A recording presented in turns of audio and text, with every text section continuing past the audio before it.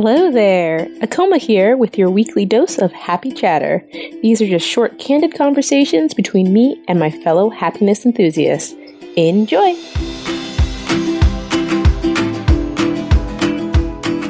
Hey Dave, welcome back to the show. Hey there, how you doing? So, today we have a little episode, and it's a question that I get I think it's one of the most common questions that I get from people, and it's really around how to decide what to do next.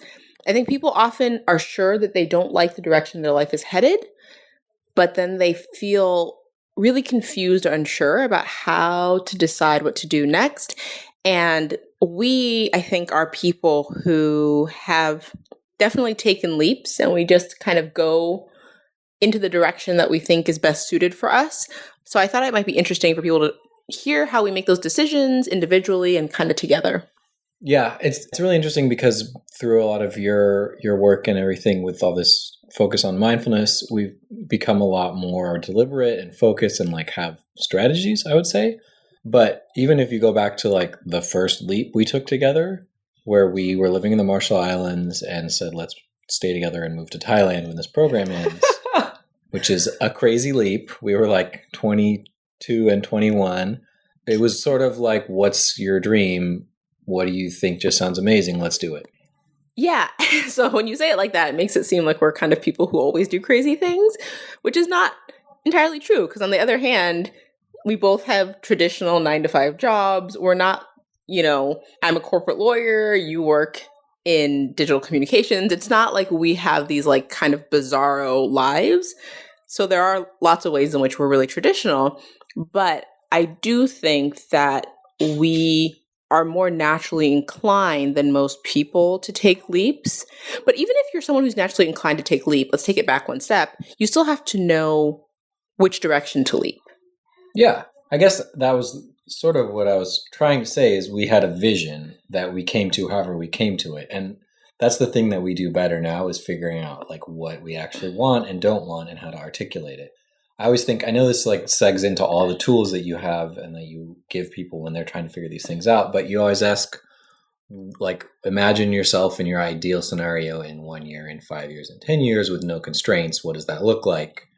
What decisions can we start making today to do that? So if we say, well, in a year, we want to be traveling around the United States, living in a van with our 2 children and financially self-sufficient. And that's it. Those are, that's a pretty short description. What decisions can we start making today to do that? And I think it's pretty easy to come up with what's next once you have an explicit vision. Fair enough. But for most people whose visions are I want to just not be at this crappy job. So I guess what you're saying is people have to come up with a vision first. And then I guess we end up with the second kind of person. So there's the first kind who has no idea what their vision is. And then the second kind who's I have so many dreams. I could see myself being the CEO of this really cool company, or I could see myself living on a beach, with my Caribbean boyfriend and our Caribbean babies, or I could see myself in Paris, writing moody poetry. I'm just a dynamic human being who could be doing lots of things. I think obviously it's not usually that dramatic, but there are certainly people who are very multi-passionate and have a hard time knowing which passion to pursue at any given moment. Yeah, that's really interesting because there's also that emerging sort of perspective that you don't need to focus, that being multi-potential, multi-potentate is great. Embrace it, do all of it. But that's not helpful, I guess, for the person who's in this position and is reeling and reaching towards all of them. I don't know. I think that perfectly describes you in a lot of ways, that you want to be it all and do it all in a lot of it. So I don't know, how do you? I would say there's 2 things that I do particularly. One is I have to get comfortable with the idea that I don't know exactly what path is going to get me from here to my perfect life, and that I couldn't possibly plan it all out even if I wanted to. And the best way to get from here to there is to follow the path of least resistance. So do the things that I'm most strongly called to do. And I think I told you the story, the fable of the donkey. That was just yesterday, wasn't it? Yes, it was. Who's a good one. Who's stuck halfway between the bale of hay and the water, and the donkey just looks left and looks right and looks left and looks right and dies of both hunger and thirst. And obviously the moral of the story is just make a decision. But the bigger picture is that your life is long and you have time to do it all. So if you go and get the drink of water and you decide that was the wrong decision, you still have plenty of time to walk back that decision. But if you just sit there and stuck in kind of analysis paralysis, kind of trying to decide which one is better first and which one is better, you die of thirst and hunger. And life is just too short. But at the same time, I was just saying life is too long. But you get the point. The point is that life is long enough to do all the things that you want to do. And I think more and more you see people having 2, 3, 4, 5 super dynamic careers and like chapters of their lives. And you just have to live each chapter to the fullest to kind of really decide how long you want to be in that stage and in that season of your life before you transition to the next one. But always just be boldly moving towards deciding what season you're in. Yeah, I think that's right. If I were kind of lost and reeling and I were this person that was deciding between moody Parisian poet, marrying my Caribbean boyfriend and having Caribbean babies, or being a cool CEO of a cool company, I think the advice that you can do them all, you don't have to do them all now. So just pick one to start with could be liberating. And if I were an overplanner, I would say first Paris, because then you'll meet the Caribbean guy.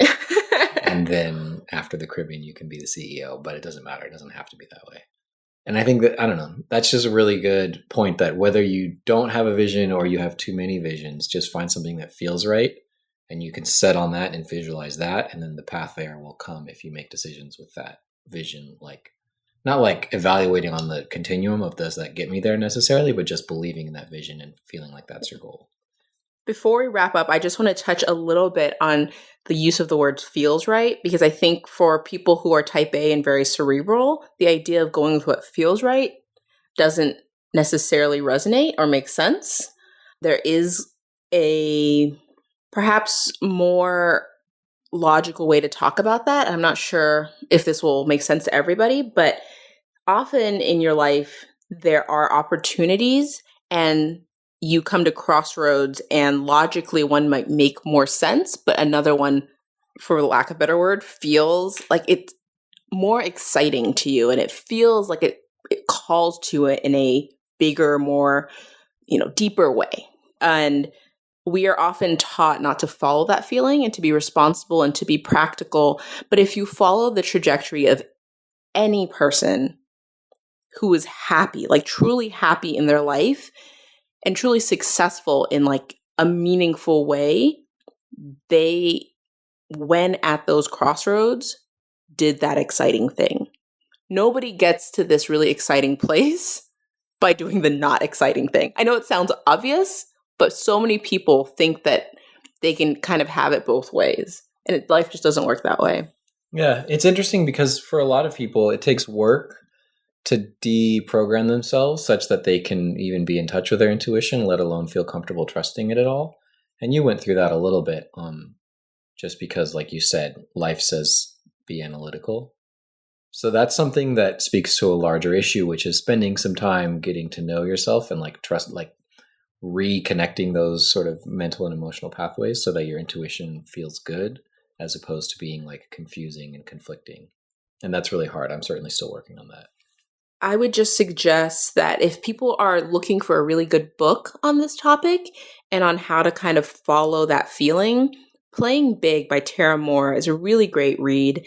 And especially when you want to start thinking about how to trust that you know the direction you want your life to head in. Because I think that for so long, people externalize kind of the standards of a good life and they look to what other people have done and what other people have told them they should be doing. But really deep down, we all have an understanding of who we are and what will make us happy.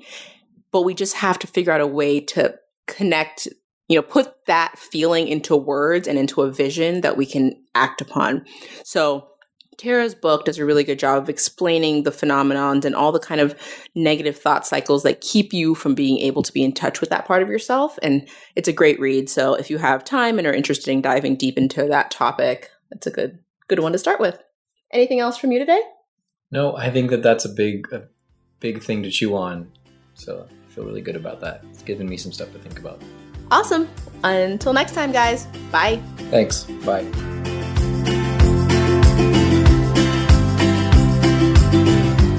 Today's Happy Chatter episode is brought to you guys by audible.com. As most of you know, I love to read. But I also know it can be a struggle to find the time and energy to read as a practicing attorney.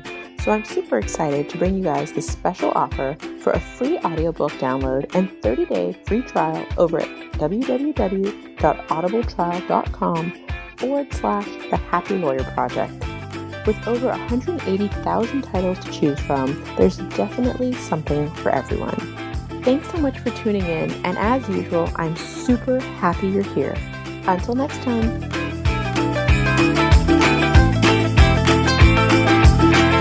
Thanks for listening.